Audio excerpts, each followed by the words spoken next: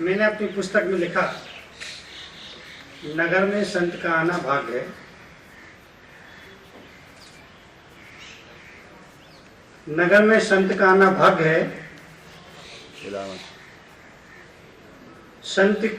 संत का अपने घर में आना अहोभाग्य है। नगर में संत का आना भाग्य है। संत का अपने घर में आना अहोभाग्य है। आज यहाँ पर सीएम हाउस पर आना हुआ।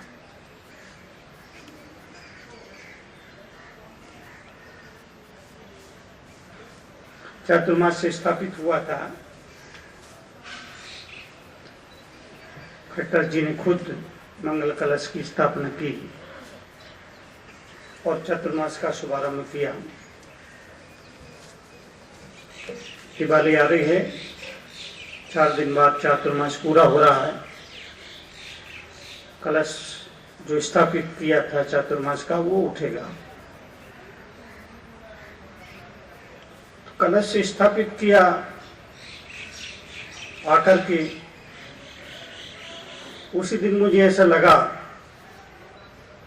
कि चातुर्मास कलश उठे, इससे पहले खट्टर जी को आशीर्वाद देने के लिए सीएम हाउस जरूर जाऊंगा और ये सौभाग्य आज यहाँ पर उपस्थित है। मैंने संत भेष में नेता तो देखे हैं। संत भेष में नेता तो देखे हैं। संत भेष में नेता तो देखे हैं। मैंने संत भेष में नेता तो देखे हैं, पर आज पहली बार नेता भेष में संत देख रहा हूं। खट्टर जी का जीवन बहुत ही सात्विक और संतनुमा है। तो ये देश का भाग्य कहना चाहिए कि देश की प्रधानमंत्री भी एक संतनुमा है, प्रदेश के मुख्यमंत्री भी संतनुमा है, और ऐसा शासक राज्य को मिलता है, देश को मिलता है, तो निश्चित ही वो देश तरक्की और विकास करता है।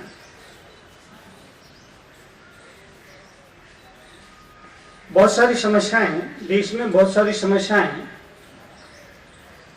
उन समस्याओं पर ध्यान देते हैं, उनको केंद्र में लाते हैं, तो बहुत सारी चीजें निकल के आती है।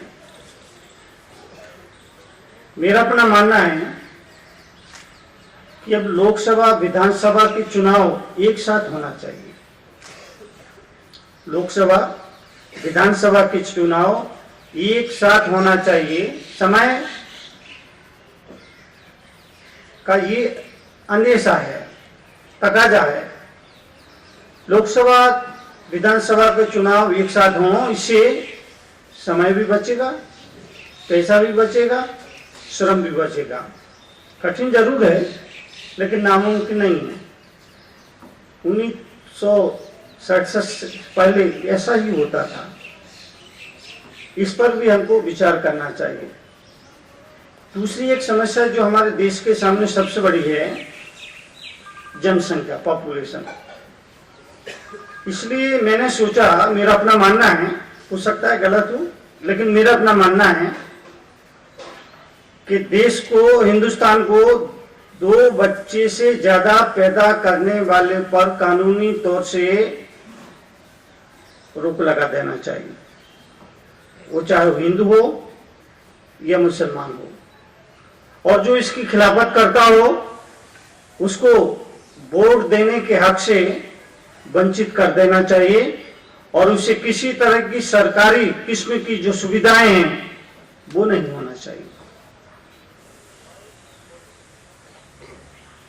देश पहले हो और मजहब बाद में हो तो देश तरक्की करेगा।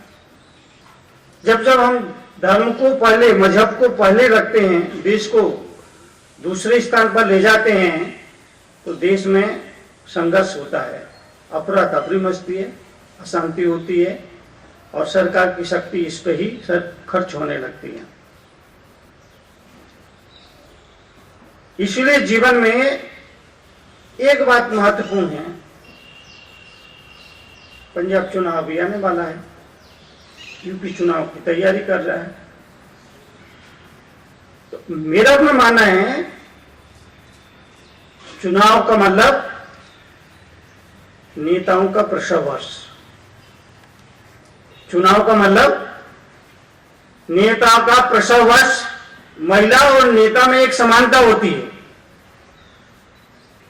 मुख्यमंत्री जी, शिक्षा मंत्री जी, महिला और नेता में एक समानता होती है और समानता ये होती है कि दोनों को प्रसव होता है। महिला 9 माह के बाद एक पुत्र को जन्म देती है, संतान को जन्म देती है, और नेता का प्रसव 5 साल के बाद होता है, वो एक कुर्सी को जन्म देता है। एक और फर्क है, और फर्क ये है कि महिला प्रसव से पूर्व 8 महीने तक पूरे परिवार का ख्याल रखती है। 9वां महीना शुरू होते ही पूरा परिवार उसका ख्याल रखना शुरू कर देता है। मामले में ये बात एकदम उलट है। 4 साल तक जनता नेता का ख्याल रखती है, 5वां साल शुरू होते ही नेता जनता का ख्याल करना शुरू कर देता है। देखिए, जो काम आप कर रहे हैं ये बहुत महत्वपूर्ण होता है। महत्वपूर्ण इसलिए है, मेरा अपना मानना है कि अच्छा नेता वो नहीं होता जो अखबार में लिखा जाता है। मेरा अपना मानना है अच्छा नेता वो नहीं जो अखबार में लिखा जाता है, बल्कि अच्छा नेता वो है जो इतिहास में लिखा जाता है।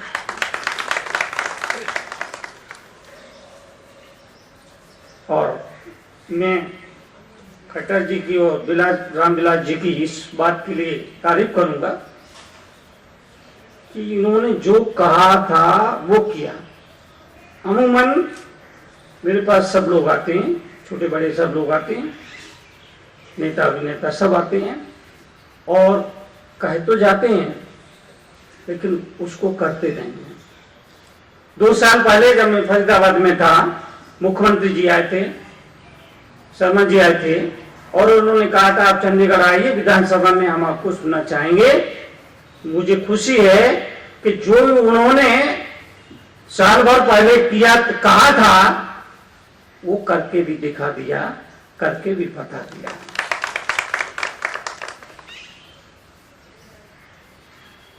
मेरे से लोग सवाल करते हैं आप तो किस पार्टी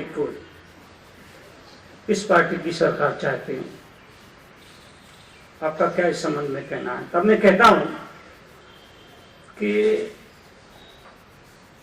पार्टी दल सभी मेरे लिए समान है।